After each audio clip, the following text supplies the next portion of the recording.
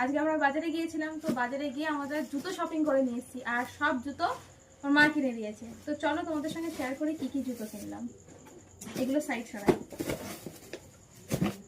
ফার্স্টে আমার জুতো,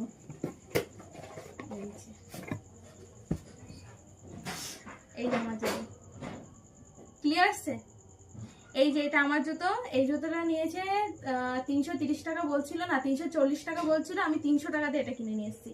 এটা হচ্ছে ফ্লাইট কোম্পানির জুতো, মনে হয় চামড়ার, বল চামড়ারই তো মনে হচ্ছে। খুব সুন্দর, আমার ভীষণ পছন্দের জুতো, আর একটু উঁচু, আমি একটু ছোটোখাটো মানুষ তো একটু উঁচু বেশ ভালোই হবে। আচ্ছা এটা আমার হলো। এবার আমার দিদির, এই যে আমার দিদির জুতো।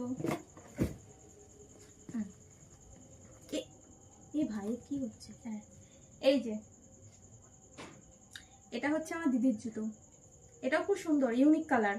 আমার জুতোটাও ইউনিক, দিদির জুতোটাও ইউনিক। আর এক জোড়া জুতো আছে,